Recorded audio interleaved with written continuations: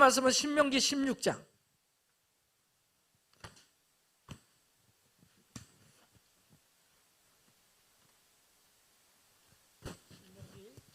(16장) 18절에서 22절. 우리 통으로 우리 5구절을 다 같이 한번 읽어볼까요? 다 찾으셨으면 아멘. 아멘. 다 같이 읽읍시다. 시작. 내 하나님 여호와께서 내게 주시는 각 성에서 내 지파를 따라 재판장들과 지도자들을 둘 것이요 그들은 공의로운 것이니라. 너는 재판을 굳게 하지 말며 사람을 외모로 보지 말며 또 뇌물을 받지 말라. 뇌물은 지혜자의 눈을 어둡게 하고 의인의 팔을 굳게 하느니라. 너는 마땅히 공의만 따르라. 그리하면 내가 살겠고 내 하나님 여호와께서 내게 주시는 땅을 차지하리라. 내 하나님 여호와를 위하여 쌓은 제단 곁에 어떤 나무로든지 아세라상을 세우지 말며 자기를 위하여 주상을 세우지 말라. 내 하나님 여호와께서 미워하시느니라. 아멘. 오늘 우리가 말씀을 다 듣고요, 이런 찬양을 할 겁니다. 그의 주권과 통치와 그 노래 할 건데, 이 노래를 제가 말씀 준비한 가운데 하나님 어떤 찬양으로 하나님 말씀을 좀 마무리하면서 하나님 메시지를 찬양 속에 좀 나타내면 좋겠습니까? 했을 때 제 마음속에 계속해서 그 마지막 부분에 그의 주권과 시작 그의 통치와 주의 나라 힘과 권세 임하네. 예수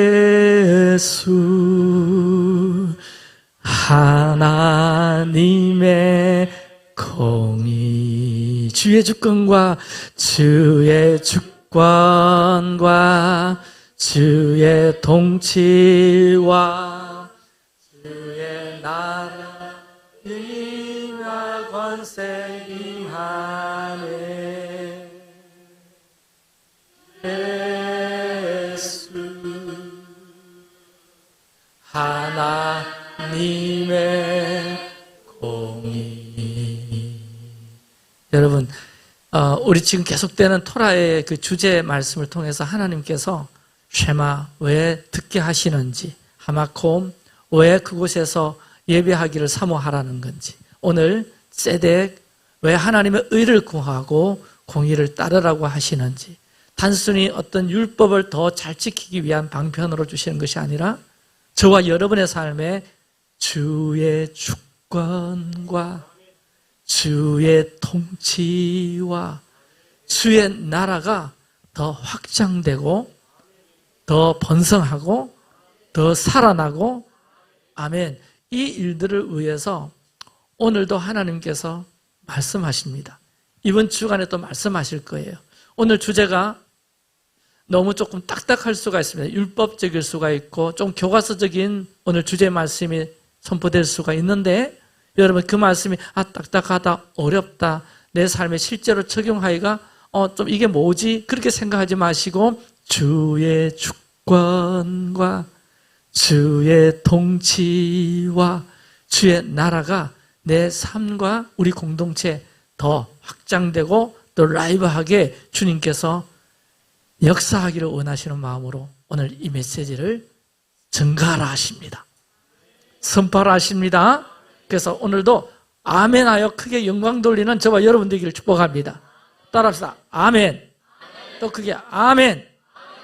아멘.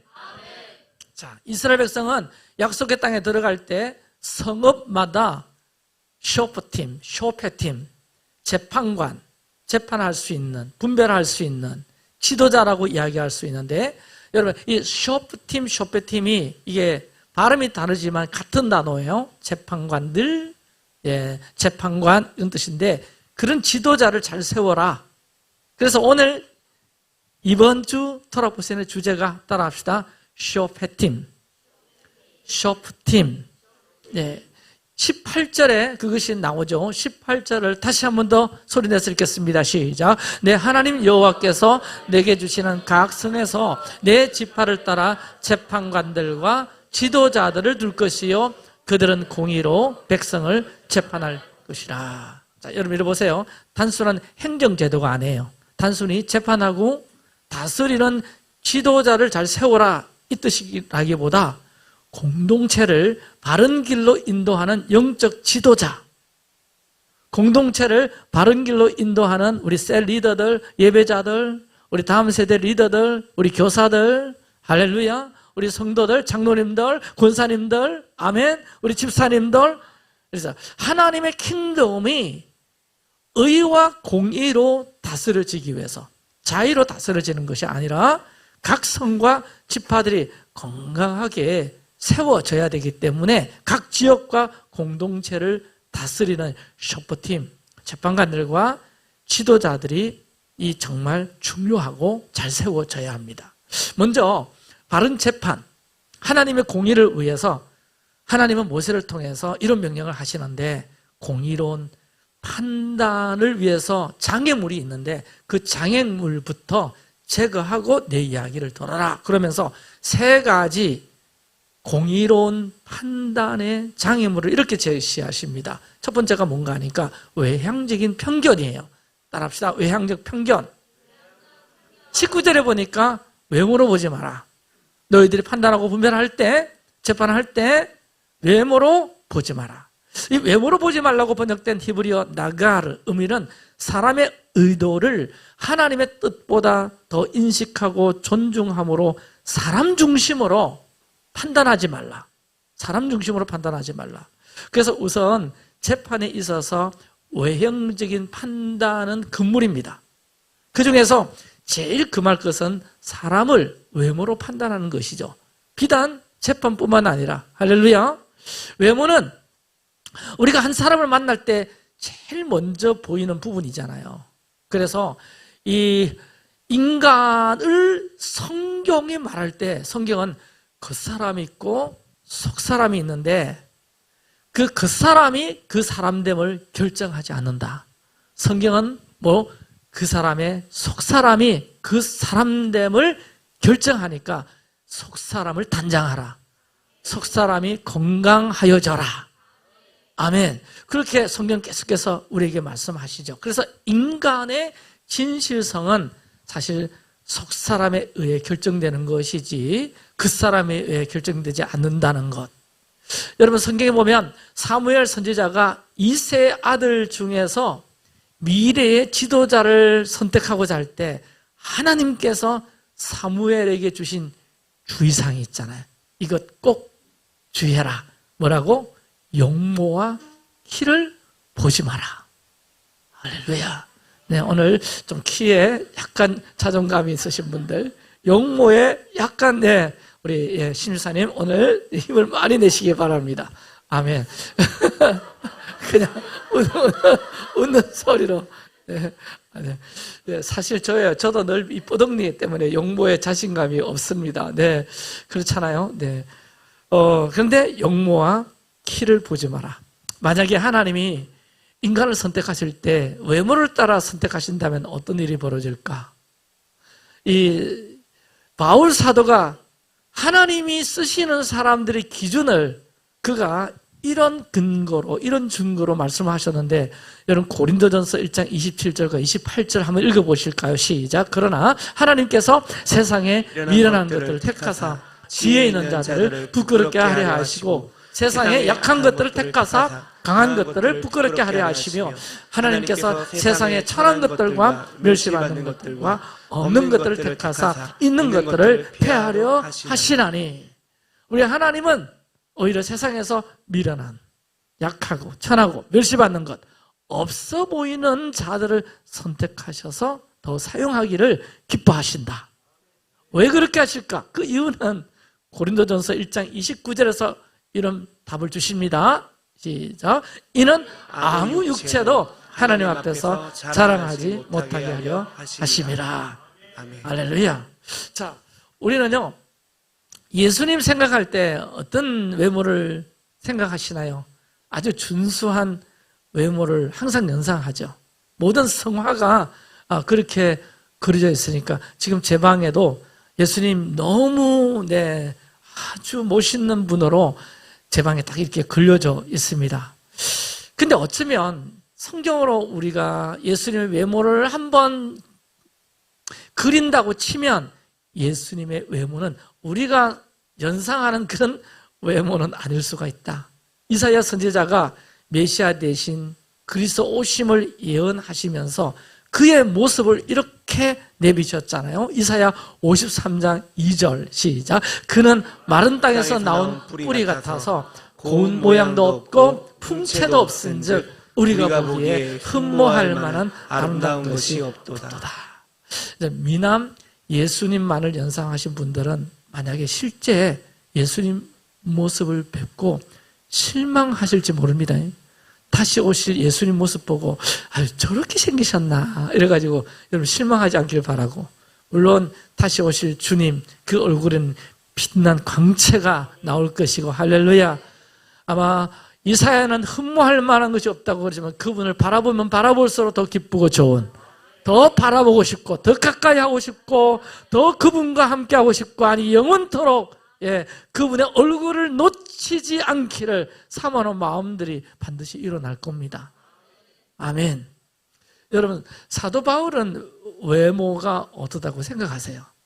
혹시 사도 바울을 표현하는 얼마 전에 이 바울 사도 영화도 나왔지만 굉장히 잘생긴 배우가 주인공 역할을 맡았더라고요. 그런데 성경은 아니지만 외경 바울과 테크라 행전이라는 그 책에 보니까 바울의 외모를 이렇게 소개하고 있어요. 키는 작고 머리는 대머리였고 다리는 안창다리이며 눈썹은 굵고 매부리 코였다.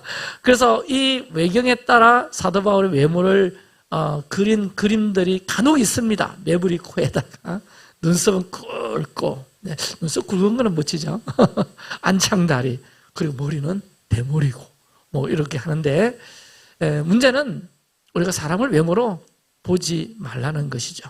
이 재판의 매우 큰 왜곡은 사람을 외모로 판단하는 데서 시작된다고 토라는 경고합니다.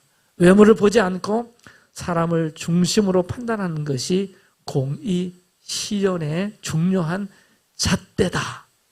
자, 두 번째는 뇌물의 영향인데요. 자, 16장 19절을 또 얼른 읽어볼까요? 시작. 또 뇌물을 받지 말라. 뇌물은 지혜자의 눈을 어둡게 하고 의인의 말을 굽게 하느니라. 이 뇌물 사하드는 순수한 마음이 아닌 어떤 의도를 이루기 위해서 주어지는 선물, 이것이 뇌물인데 지혜로운 사람조차도요, 이 뇌물이나 개인적인 욕심 때문에 공정함을 잃어버리고 올바른 것을 보지 못하게 되는 경우가 허다하죠.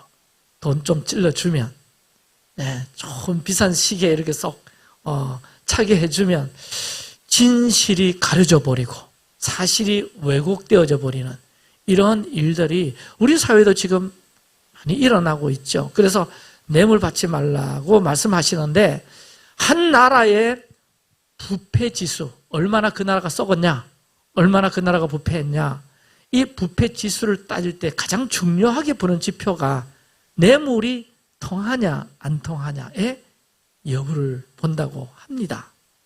자, 우리나라는 제가 알기에 수년 전까지만 해도 세계 한 중간 이하로 비교적 부패한 국가였습니다. 제가 청년 때 한 30대, 40대 초반만 하더라도 운전할 때, 푸르르 해가지고 오토바이 타고 쫙 오면 한 몇천 원 딱 찔러 넣어주면 경매 다 그냥 가는 경우가 예전에 있었습니다. 근데 지금은 그런 경우를 볼 수가 없죠. 좀 나라가 많이 이제 부패 지수에서 많이 이제 하위에서 많이 벗어난 거예요. 제가 조사를 보니까 우리나라가 한 22위 정도 된답니다. 근데 가장 부패한 나라가 어딜까? 제가 봤더니 북한이더라고요. 북한. 최하위예요, 최하위. 북한은 뇌물 없이는 사회에서 진급도 출세도 불가능한 사회고, 북한 관리들의 사회적인 약자들은 착취, 뇌물 강요는 지금도 아주 보편적인 관료들의 생활 수단, 돈벌이로 작용하고 있다고 하니까 우리가 또 북한을 위해서 계속 기도할 때 이 나라의 부패 지수가 올라가고 뭐 이런 부분에서 여러분 참고하시기 바랍니다. 세 번째는 불공정한 판단이죠. 16장 19절에 보니까 너는 재판을 뭐 어떻게 하지 말라? 굽게 하지 마라.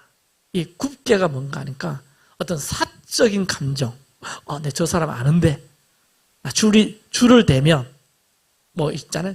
외부의 압력 들어오면 여론이나 권력기관의 조종이 있거나 위협이 있으면 흔들리는 게 뭐냐? 굽게 하는 거죠. 오직 법과 진실에만 의거해서 이루어져야 되는데 한쪽으로 치우친 판결 내려서는 안 되는 것이죠. 뭐 유전 무죄, 무전 유죄 이런 말 지금도 이 사회가 그런 말들을 흔히 하지 않습니까? 돈 좀 있으면 형도 적게 살고 빽이 있으면 1년 살 거 집행유예로 풀리고 이런 나라가 지금도 우리나라예요.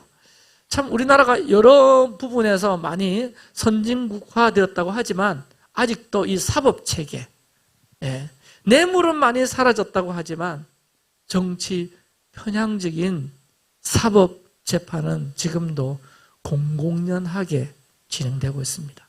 정치적으로 아주 민감한 사건에서 특정 집단에게 유리한 방향으로 판결하는 것.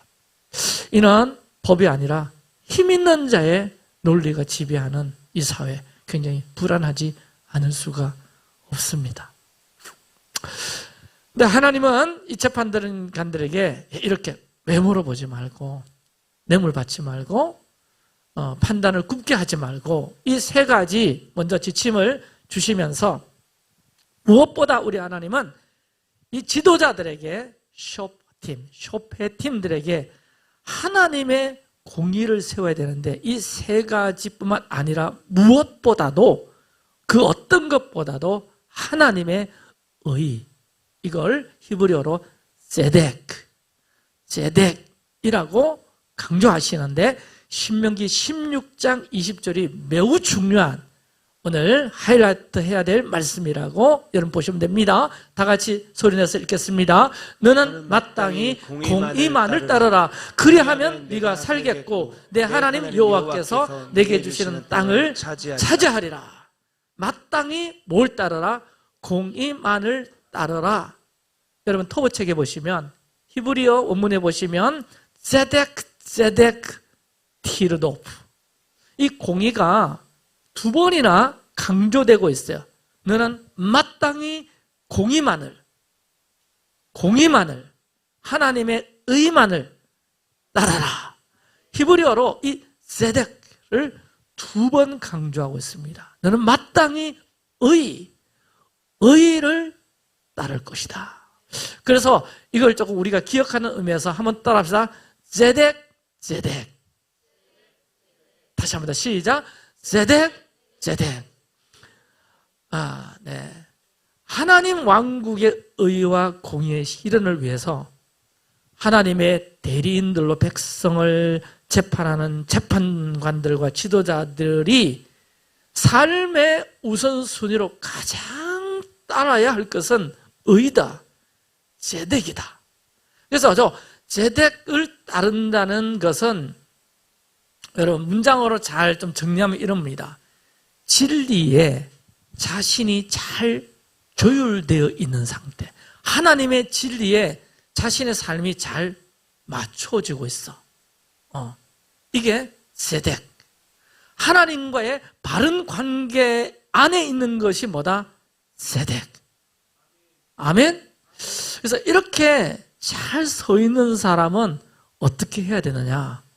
하나님의 의를 가지고 사는 사람, 하나님의 의를 행하는 사람, 진리에 자신이 잘 조율되어 있고 하나님과의 바른 관계 안에서 사는 사람들은 사람의 입장에 서서 생각하거나 판단하지 말고 오직 하나님의 생각과 뜻을 살펴서 알아서 물어서 그것을 삶의 기준으로 생각하고 판단하고 분별하고 재판하라. 할렐루야. 그래서 사람의 입장에 서서 생각하거나 판단하지 않고 이렇게 이야기할 수가 있는데, 여러분, 선악을 판결하는 권세를 우리가 에덴 동산에서 취했던 바로 그 나무 열매를 되돌려 놓는 것이다. 그래서 선악에 대해서 각자의 소견이나 아니면 세상 사람들에게 통용되는 상식 혹은 선례, 이런 것들을 따르는 것이 아니라 선악에 대한 기준을 하나님께 가지고 와서 하나님께 묻는 것이다.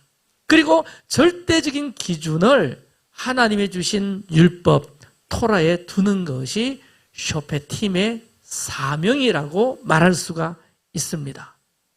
여러분, 또 한번 들어보세요. 사실 우리가 이미 원죄로 인해 가지고요, 선악을 알게 하는 나무의 열매를 먹었잖아요. 취한 거거든요. 그 말은 내가 선악을 판단할 수 있다, 나의 잣대로 무엇이 선이고 무엇이 악이다 하는 것을 분별할 수 있다라는 상태가 된 거거든요. 이것이 하나님 앞에 죄였고, 이것이 에덴 동산에서 쫓겨난 원인이 됐는데, 그래서 그 원죄 때문에 누구나 그 어떤 것들에 대해서 나름대로의 선악을 판단하는 기준들을 다 갖고 있는 거죠. 이것을 신학적인 용어로 원초적인 원죄의 죄악의 습성이다. 그러면 이 쇼페팀은 뭐냐? 이걸 되돌려 놓자. 토라에서 말씀하고 있는 재판이 바로 이겁니다. 그러니까 이 재판은 그냥 어떤 사람이 범죄했느냐, 그래서 얼마의 형량을 선고해야 되냐, 이런 식의 어떤 세상적인 재판과는 차이가 있는데, 물론 범죄에 대해서 판결을 해야 하는 것이지만 중요한 것은 무엇이 선한 것이고 무엇이 옳은 것인지를 다시 이제 원점에서부터 하나님께 묻기 시작하는 것부터 시작해라. 그러니까 자세가 중요하고 과정이 중요하다. 어떤 한 사건이 일어났을 때 예전에는 자기 식대로, 자기 판단대로, 세상이 통하는 논리와 법대로 판단했다면, 이제는 쇼프팀들은, 지도자들은 그렇게 판단하지 말고 먼저 토라를 보고 하나님의 말씀을 보고, 무엇보다 하나님께 물어보는, 하나님께 질문해보는, 그러니까 하나님께 선악의 판단 기준이 있다라고 하는 것을 우리가 다시 한번 선포하고 되돌려 드리는 것. 그러므로 여러분, 이 쇼프팀의 의미는 사람들이 자기 생각 따라 마구 살지 아니하고 하나님께 판단의 기준을 돌려드리게 되므로 그자가 하나님의 참된 백성이고 그자가 하나님 나라 삶에 합당한 삶이다. 그 자세와 그 과정으로 재판해라. 이게 쇼프팀의 의미가 되겠습니다. 자, 여러분, 오늘날 그리스도 안에 사는 우리가요, 선악을 판단하고 함께 고민할 때 이것을 말씀에 비추어서 말씀을 기준으로 해서 그것을 다시 세워 나가는 것 굉장히 중요한데, 하나님께 판단의 기준을 돌리는 것은 우리가 판단할 권세가 없다. 우리의 판단의 모든 근거는 예수 그리스도이시다. 아멘. 그래서 예수께로 그것을 가지고 가서 묻는 것. 예수께로 가지고 가서 묻고 그분께 듣고. 그러니까 왜 예수시냐? 왜 예수께 선악의 판단 근거를 나에게 두지 않고 왜 예수께 두어야 되느냐? 바로 성경은 그 예수님이 제데크, 그 자체이시며 참된 제덱은 누구시냐? 예수 그리스도이시기 때문에 공의를 따르라. 그리하면 네가 살리라. 이 말은 공의가 뭐냐? 각자 정한, 나라가 정한, 뭐에 정한 법이 아니라 오늘 저와 여러분에게 그 공의는 우리의 완전한 제덱이신 예수 그리스도이시다. 예수 그리스도를 따르는 것, 그분의 말씀하시는 것을 따르는 것, 그분의 음성을 듣는 것, 그분께 묻고 나가는 것. 그래서 따라합시다. ጼ덱, 사딕. 이 ጼ덱은 의죠. 그러면 그것을 의를 행하는 사람을 짜딕이라고 하는데, 우리의 완전한 ጼ덱은 예수 그리스도시고 의는 예수 그리스도시다. 자, 이 구약에서는 하나님을 따르고 율법에 충실한 자를 짜딕이라고 칭했지만 완전한 짜딕은 없었어요. 로마서 3장 10절에 이렇게 이야기하잖아요. 의인은 없나니 하나도 없다. 아멘. 이 말은 오늘 구약의 오늘 본문에 하면 유창한 말로 시작. 짜딕은 없나니 하나도 없다. 그래서 인간 짜딕은 한계가 있다. 참된 짜딕, 이 메시아로 남겨졌었는데 성경은 예수님이 참된 의인임을 이렇게 선포합니다. 스가랴 9장 9절 크게 읽읍시다. 보라, 내 왕이 내게 임하나니 그는 의로우시며 구원을 베푸시며 그분이 짜딕이시다. 그분이 ጼ덱을 행하시는 완전한 분이시다. 근데 이게 구약만 이렇게 칭하는 것이 아니라 베드로전서 3장 18절 시작. 그리스도께서 단번에 죄를 위하여 죽으사 의인이 불의한 자를 대체하셨으니 그분이 무엇이니 짜딕이시니. 예수님은요 단순히 의를 행하신 분이 아니라 의 자체이시고 참된 의인이시고 짜딕이신 메시아다. 그 의를 어디서 이루시느냐? 십자가에서. 로마서 3장 25절과 26절 시작. 이는 하나님께서 길이 참으시는 가운데 전에 지은 죄를 간과하심으로 자기의 의를 나타내려 하심이라. 십자가에서 참된 짜딕임을 나타내시고. 그래서 여러분, 의로우신 분이 불의한 우리를 대신하여 죽으셨다. 이것이 구속사의 중심이잖아요. 그러니까 우리가 어떻게 의인 될 수 있느냐? 우리가 참된 짜딕이신 그분 안에 있을 때, 그분을 온전히 믿을 때, 아멘. 그 짜딕이 칭의의 은혜가 되어서, 아멘. 우리에게 칭의가 부어졌죠. 아멘. 네가 의인이다. 그렇게 칭의가 부어지는데, 여러분, 하나님의 ጼ덱, 하나님의 공의가 죄를 심판했잖아요. 근데 짜딕이신 예수님께서 불의한 자를 대신하셨고 결과적으로 우리가 의롭다 칭함을 받은 것입니다. 할렐루야. 그래서 너는 마땅히 공의만을 따르라. 그리하면 내가 살겠고 해서 우리의 온전한 짜딕은 누구십니까? 예수님이시다. 십자가이다. 십자가에 매달리신 예수와이시다. 그게 ጼ덱이다. 그게 바로 나의 의다. 우리의 의다. 그러므로 공의의 항상 기준은 예수 그리스도와 십자가가 되겠습니다. 우리가 판단할 권세가 없고 우리의 모든 판단의 근거는 예수 그리스도. 그러므로 예수께 가지고 가서 묻는 것이 참 중요한 쇼페팀 지도자들의 사명이다. 사명이다. 그래서 마태복음 18장에 보면 베드로가 완전한 짜딕이신 예수님께 이런 질문을 합니다.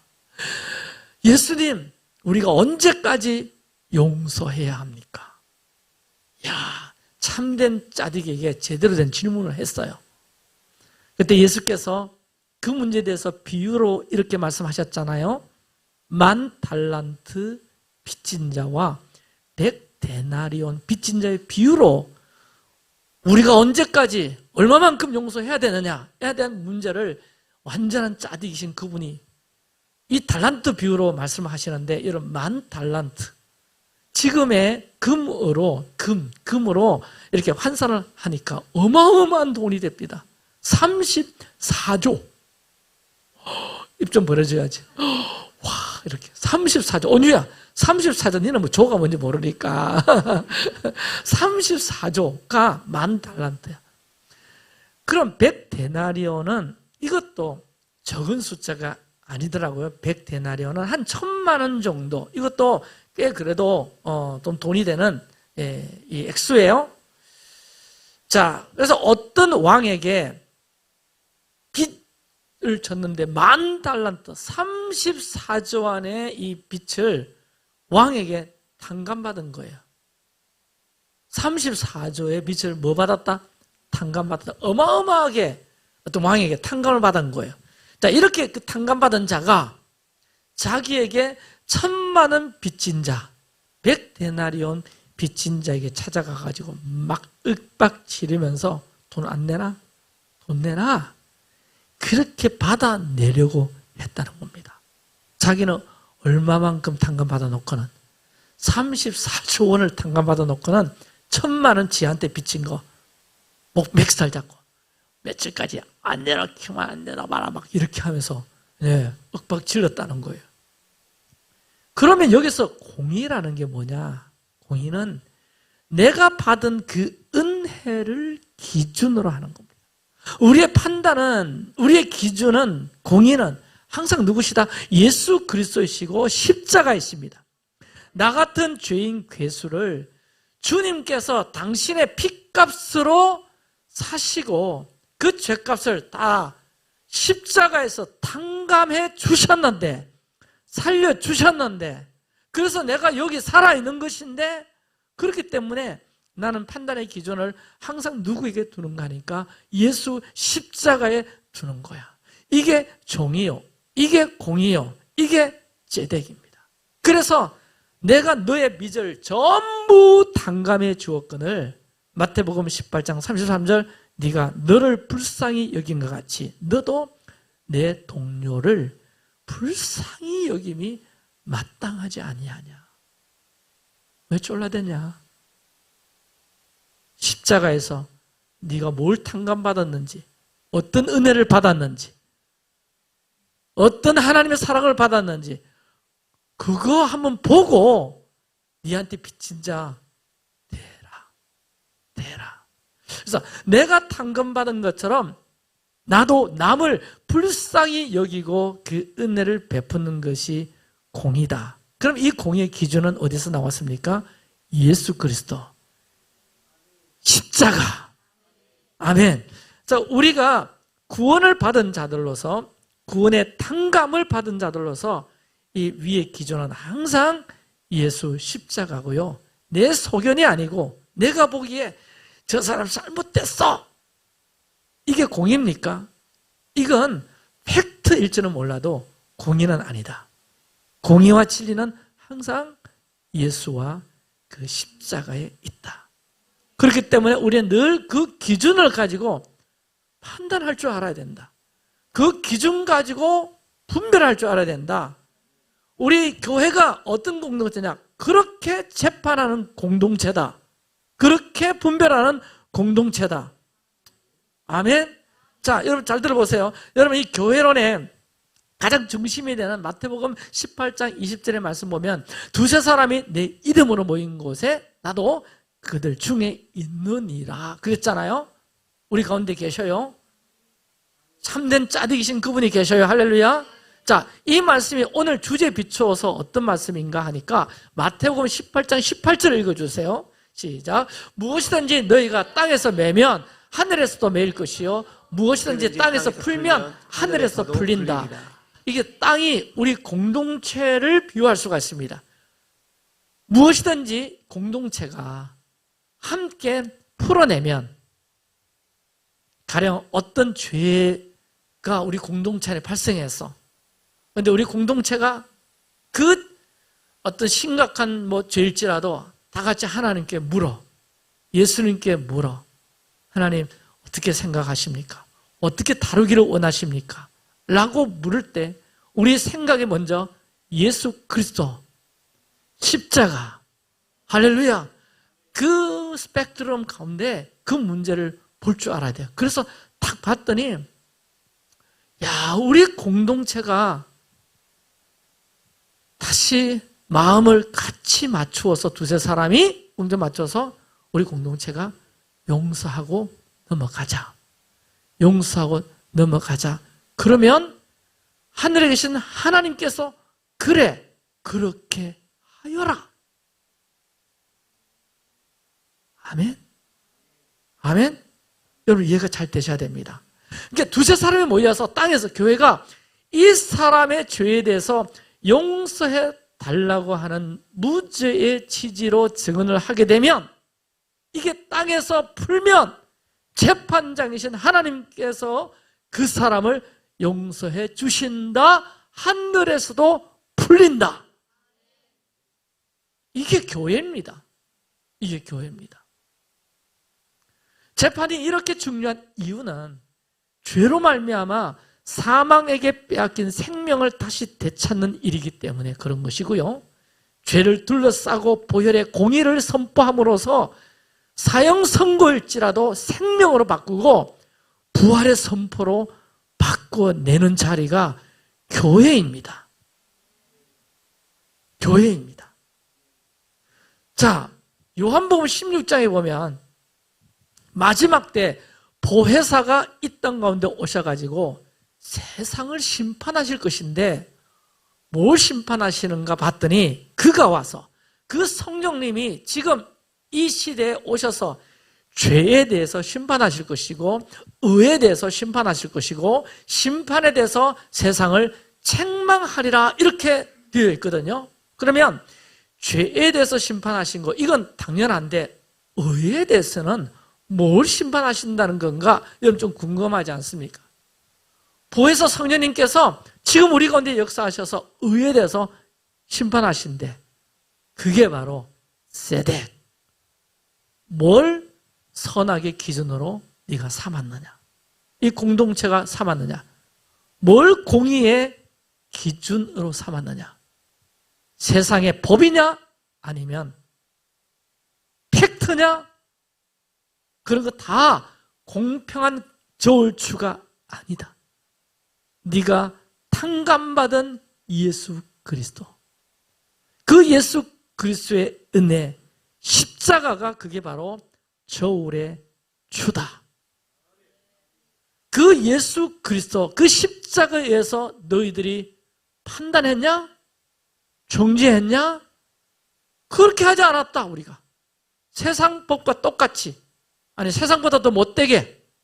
사람들 다 자기 기준 듣고 여론에 따라 그렇게 우리가 판단하고 분별하고 재판하고 정죄했다고 한다면 성령님이 바로 그 부분을 심판하신다. 심판하신다. 이것이 의에 대해서 심판하는 겁니다. 여러분, 우리 교회가 심판받을 수 있습니다. 그 기준은 뭐죠? 공의입니다. 예수 그리스도에게 묻고 했냐? 예수 십자가에 비추어서 그 사건과 그 문제를 바라봤냐? 너희들이 받은 은혜에 근거해서 그 문제를 다루었냐? 그게 아니다. 전혀. 그렇게 막 교회 안에서 찌르고 뽑고 하다가 막 이거 세상 법정으로 가고 난리 하잖아요. 세상 법정에 가서 해결했다고 할지라도 여러분, 보혜사 성령님은 그 부분에 대해서 그 공동체를 반드시 심판하실 겁니다. 이게 무서운 겁니다. 이게 우리가 경각해야 될 부분이에요. 깨어나야 될 부분이에요. 어떻게 나의 주권이, 어떻게 나의 나라가 이 상 가운데 더 임할 수 있겠느냐? 오늘 이 말씀에 비추어서 잘 생각하여라. 주의 주권과 주의 나라와 찬양을 하는데 더 임하기를 원하는데 오늘 네 삶의 자세와 태도에서 세덱, 예수 그리스도가 네 생각의 판단의 중심에 있었냐? 십자가를 통과했냐? 마태복음 6장 14절 다 같이 읽겠습니다. 시작. 너희 하늘 아버지께서도 너희 잘못을 용서하려니와 너희가 사람의 잘못을 용서하지 아니하면 너희 아버지께서도 너희 잘못을 용서하지 아니하시리라. 그러므로 우리에게 주신 이 주기도문에서도 우리가 우리에게 죄 지은 자를 용서해 준 것 같이 우리 죄를 용서해 주셔서 이게 여러분 공정한 것 아닙니까? 이게 공평한 건 아닙니까? 그렇게 되면 우리가 우리에게 죄 지은 자를 사해 주면 우리에게 기회가 열리는 거, 은혜의 폭이 더 넓어지게 되는 것이죠. 그렇기 때문에 너희는 마땅히 공의만을 따르라. 신명기 16장 20절 그리하면 네가 살겠고 내 하나님 여호와께서 내게 주시는 땅을 차지하리라. 여러분 우리 리빙 공동체가 더 살아나려면, 더 역사가 있으려면, 할렐루야, 우리 성도들 서로 판단할 수 있습니다. 분별할 수가 있습니다. 그 판단의 기준이 나의 선악의 기준이 아니라 세상의 어떤 팩트를 중심으로 하는 어떤 법의 기준이 아니라 오늘도 예수 그리스도에게 묻고 주님께 묻고 어떻게 할까요? 어떻게 하면 되겠습니까? 라고 십자가를 여러분 통과하시는 그 판단과 결정으로 해 나가야 된다는 것입니다. 그래야 네가 살고 내가 주신 땅을 차지하는 하나님 나라의 사람으로 세워질 수 있다. 그래서 여러분 우리의 완전한 공의 그 자체이신 주님께 어떤 판단에 대해서 묻고 그분께 듣는 자세가 너무 중요하다고 하겠습니다. 이번 주 안에 어떤 훈련을 해야 됩니까? 작은 일일지라도 내 판단과 내 생각으로 결정하기보다 주님께 자꾸 물어보는 훈련을 해야 되겠다. 아멘. 자, 신명기 17장 18절과 19절에 보면 왕이 되려는 자에게 이렇게 말씀하십니다. 시작.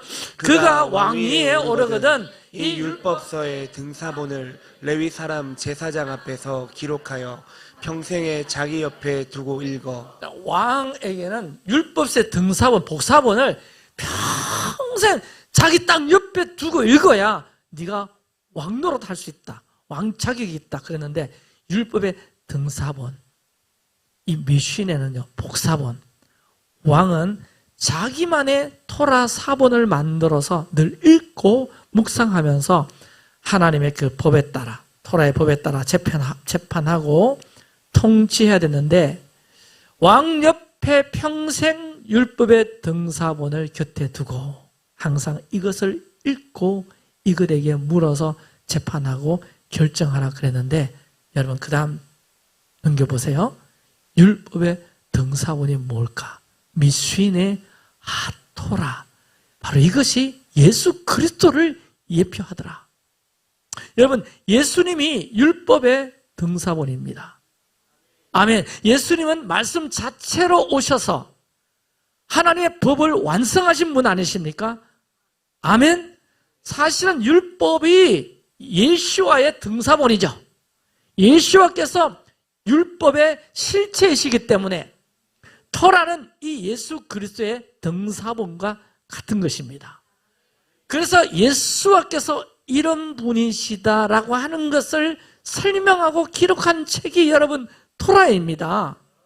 그러하기 때문에 우리가 토라를 공부하는 이유는 예수 그리스도를 더 알기 위해서, 예수 그리스도가 어떤 분이신지, 예수 그리스도께서는 선악을 어떻게 판결하시는지에 대한 지혜를 우리가 토라에서 보게 되므로 무엇이 옳고 그른지에 대해서 다시 기준을 세워나가는 것, 이게 토라 포션하는 의미가 되겠습니다. 여러분 신명기께서 읽어보면 18장 10절에 보면 점쟁이, 박수, 무당, 요술을 하는 자, 이런 자를 너희 가운데 용납하지 마라. 이 말은 당시 사람들이 무슨 일 생기면 박수 찾아가고 무당 찾아가고 신접한 자 찾아가고 유명하다는 사람 찾아가가지고 이거 어떻게 되겠습니까? 어떻게 하면 되겠습니까? 그렇게 물었다는 거예요. 그거 용납하지 마라. 그렇게 하지 마라. 그리고서는 신명기 18장 13절 읽습니다. 너는 내 하나님 여호와 앞에서 완전하라. 아멘. 완전하라. 이 완전이란 뜻이 도덕적으로 완전 무기란 뜻이 아니고 따라합시다. 타밈. 이건 완전 무결이라기보다 전심을 말해. 전심. 하나님께 나눠지지 않는 마음, 전심으로 하나님을 의지하며 사는 법. 이게 뭐냐? 타밈. 네 삶이 하나님 앞에 전심이 되기를 원하냐? 완전히 주님을 의지하는 삶으로 더 네 삶이 세워지길 원하느냐? 그러려면 질문을 해라. 물어라.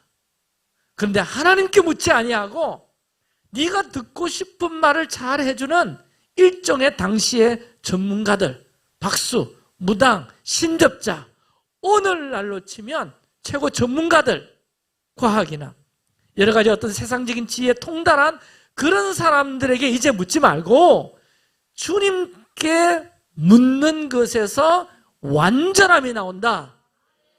너가 정말 하나님께 네 삶이 정말 정말 전심이 되기를 원한다면 최고 전문가라고 일컫는 사람에게 늘 귀 기울이고 스마트폰 열어가지고 거기서 답을 찾으려고 하지 말고 그거 하기 전에 주님께 물어라. 주님께 다가가라. 자, 여러분 역대상 10장 13절에 보면 사울 왕이 죽은 것은 여호와께 범죄함이라. 사울 왕이 왜 죽었느냐? 여호와께 범죄해서 죽었다 그랬는데 그 범죄의 내용인즉슨 여호와의 말씀을 지키고 듣지 아니하고 신접한 자를 찾아가서 가르침을 받고 정확하게 성경은 여호와께 묻지 아니하므로 이것이 사울 왕의 범죄였다는 겁니다. 우리가 꼭 무당을 찾아가서 복채를 주고 점을 막 치고 그렇게 않는다고 할지라도 하나님께 묻지 않고 하나님께 한번 질문해 보지도 않고 자꾸 어디 가서 무슨 검색 사이트에서 묻고 네이버 뭐 이런 다른 것에서 묻고 세상의 지혜에게 묻는 것은 선악을 판단하는데 참고는 될 수 있겠지만 우리의 삶의 더 우선순위는 주님께 물어야죠.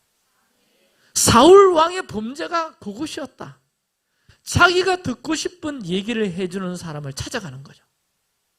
그러니까 이번 주 이 숍팀에서 우리가 점검하고 훈련해야 될 게 뭐냐면 우리 공동체와 우리 가정이 회복해야 될 것은 주님께 묻는 겁니다. 무엇에 대해서 어떻게 생각하세요? 그러면 글쎄 잘 모르겠어. 그렇지만 하나님께 한 번 더 물어봅시다. 하나님께 가서 묻고 말씀 안에서 답을 찾으려고 하고 그리고 그걸 나누고 거기에 대해서 두세 사람이 동의하면 하나님의 뜻인 줄 믿고 그런 가정으로 그런 공동체로 나가야 된다. 아멘? 여러분 하나님의 말씀과 음성은 무엇보다 가장 분명하게 성경을 통해서 가장 말씀 많이 하시잖아요. 그래서 여러분 우리가 토라 계속 읽기를 하는데 단순히 어떤 정보 차원, 토라를 알고 또 신명기를 알고 하는 차원이 아니라 먼저 하나님 마음을 찾는 태도로 매일매일 토라를 읽었으면 좋겠다. 그래서 간단한 팁으로 이렇게 한번 정리해 봤어요. 따라합니다. 성경 안에서, 토라 안에서 주의 음성 듣기. 가능하다, 안 가능하다? 가능하다는 것입니다.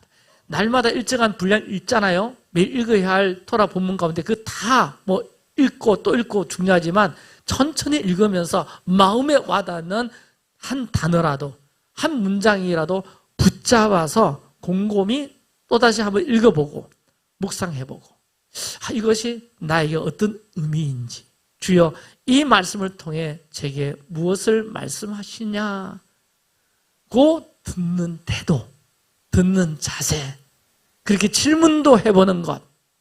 그리고는 우리가 어떻게 들어야 됩니까? 성령 안에서 들어야 되겠죠. 성령 안에서. 여러분 기도는 말하는 것 이상으로 듣는 과정이 기도인데 좀 침묵 기도 괜찮죠? 를 통해서 내면의 어떤 소음, 내면의 어떤 분주함 쫙 가라앉히면 성령의 미세한 인도하심이 더 선명해지겠죠. 성령께서 주시는 마음의 평안, 때로는 거룩한 불편함이 있더라도 귀를 기울이세요. 왜? 요한복음 1장 46절에 보혜사 성령 그가 모든 것을 가르치시고 생각나게 하시더라. 그분이 보혜사세요. 그 보혜사가 우리와 함께 하시거든요. 나 이제 나이가 드니까 생각이 안 나더라. 아니에요. 보혜사 성령님이 더 우리와 함께 하시니까 세상에 필요 없는 것은 생각 안 나게 하시지만 꼭 필요한 것은 오히려 성령님께 물을 때, 예수님께 물을 때 생각나게 하시고 가르쳐 주시고 깨닫게 해주시고. 할렐루야. 그리고는 세 번째, 공동체 안에서 확인하기 참 중요합니다. 여러분, 하나님의 음성, 내 하나님의 음성 들었어 하고 이것이 진리있냐, 그렇게 규정하시면 오류가 많이 생깁니다. 늘 공동체 안에서 분별될 필요가 있습니다. 개인적으로 받은 감동이 공동체 안에서 확인될 때, 그래서 두세 사람의 증인이 있으면 좋겠죠. 우리 공동체가 바로 그 공동체니까. 나 이런 음성 들었는데 집사님 어떻게 생각하셔요? 리더님 어떻게 생각하세요? 그렇게 딱 좀 나누다 보면 성령께서 가르치시고 생각나게 하시고 공동체를 통해서 확정하게 하시는 이런 은혜가 반드시 있을 것입니다. 환경과 상황을 통한 사인도 있죠. 하나님은 때때로 환경, 사건, 사람의 말을 통해 뜻을 비추시는데 단 이것만 해석하지 말고 항상 말씀, 성령, 공동체와 함께 분별하는 이런 여러분 삶의 패턴이 우리 삶 속에 있으면 좋겠습니다. 그리고 무엇보다 지속적인 훈련이 필요합니다. 말씀 앞에 머무는 시간이 확보되자 하루의 시작과 끝을 말씀 묵상으로 여러분 삶의 패턴을 만들어 보면 어떨까요? 그래서 침묵 훈련, 스마트폰 좀 끄고 하나님 앞에서 5분이라도 10분이라도 조용히 앉아 있으면서 주님의 음성을 듣는 것, 이것 일회성의 사건이 아니라 매일 말씀, 기도, 순종의 리듬 속에서 영적 청력이 더 예민해지고요. 그렇게 말씀 통해서 주님 무엇을 말씀하십니까? 내가 무엇을 하길 원하세요? 어떻게 하길 원하세요? 자꾸 이렇게 물으시고 나가고 예수 그리스도께 자꾸 질문하시고 그분께 생각하시고 십자가를 통해서 여러분 판단도 해보시고 그럼으로써 뭐야? 주의 주권과 주의 나라와 그런 것들이 내 삶 속에 자꾸 확장되고 넓어진다. 우리의 완전한 제덱이신 주님께 물읍시다. 신명기 18장 15절 시작. 내 하나님 여호와께서 너희 가운데 내 형제 중에서 너를 위하여 나와 같은 선지자 하나를 일으키시리니 너희는 그의 말을 들을지니라. 이번 주 토라 보시면서 계속 제덱은 누구시냐? 예수시다. 공의를 따르라. 예수를 따르라. 예수의 말씀을 따르라. 그분께 물으라. 그리고는 또 강조하시면서 그의 말을 들을지니라 그랬는데 너희 가운데 나와 같은 선지자 하나를 일으키실 것인데 그의 말을 들어라. 그분이 누구실까? 굉장히 큰 언약적 예언의 말씀인데 이 예언은 구속사적으로 모세가 나와 같은 선지자를 하나님께서 세우실 터인데 너희는 그의 말을 들을지니라. 이 말씀을 베드로와 스데반은 사도행전 3장 22절 7장 37절에서 그자가 예수시다. 아멘. 예수시다. 그렇게 연결을 딱 베드로와 스데반이 합니다.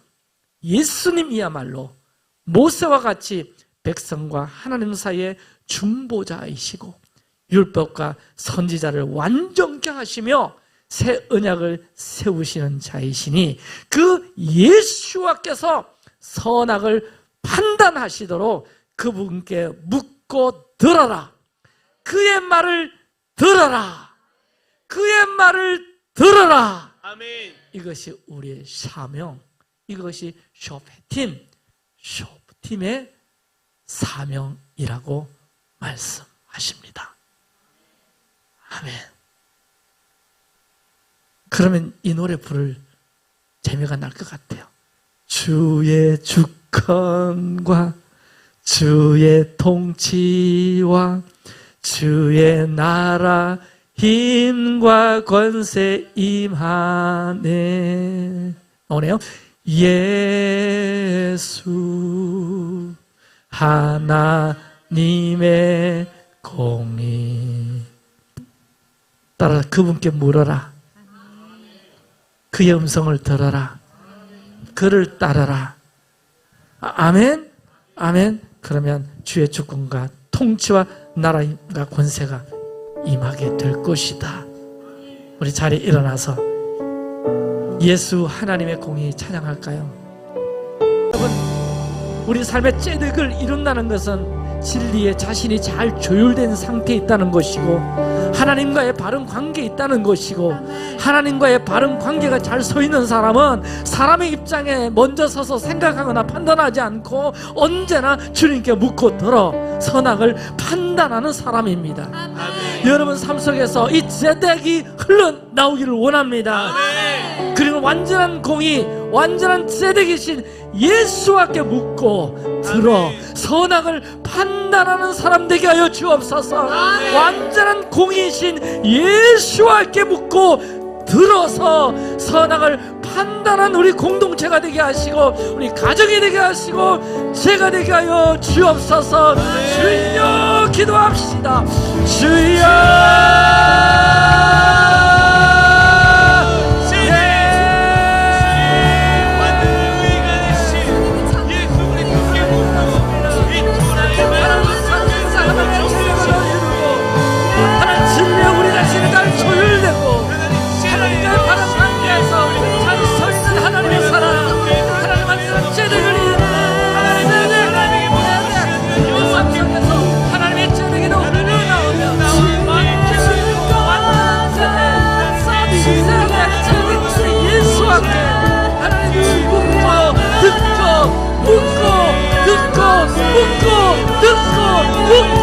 듣고 하나님 선악을 판단하는, 하나님 세상과 같이 아니하고 세상 사람들과 같이 아니하고, 하나님 나의 공의를 따라라, 나의 공의를 따라라, 나의 공의를 따라라, 그분을 따라라, 그의 말을 들어라, 그의 말을 들어라. 주님 말씀하십니다. 주님, 이제까지는 내 생각은 서로의 판단의 기준이 어머나는 전부터에 있었습니까? 어떤 금색에 있었습니까? 어떤 네이버에 있었나요?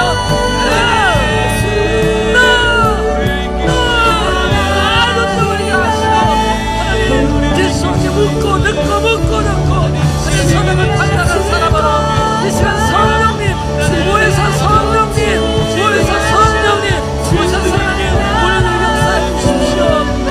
주옵소서. 우리에 대해서 심판하신다고 말씀하시는데 무엇도 판단했는지, 무엇로 우리가 선택하고 살았는지 보혜사 성령께서 심판하신다고 했는데, 주여에게 우리가 하나님 바로 설 수 있도록 은혜 베풀어 주시기 원합니다. 너는 내 앞에 완전하라, 완전하라, 완전하라.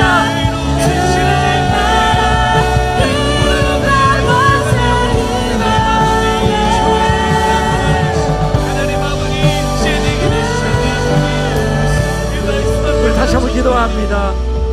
하나님 말씀하십니다. 너는 내 하나님 여호와 앞에서 완전하라. 하나님 앞에서 완전해지려면 하나님께 물어야 합니다. 그런데 하나님께 묻지 아니하고 내가 듣고 싶은 말을 해주는 일종의 오늘날의 전문가들이라고 할 수가 있겠는데, 자꾸 어디 무슨 검색 사이트에게 묻고 네이버에게 묻고 다른 것을 묻고, 이게 사울 왕의 범죄 그것이었습니다. 자기가 듣고 싶은 얘기를 해주는 사람 찾아가요. 주님 말씀하십니다.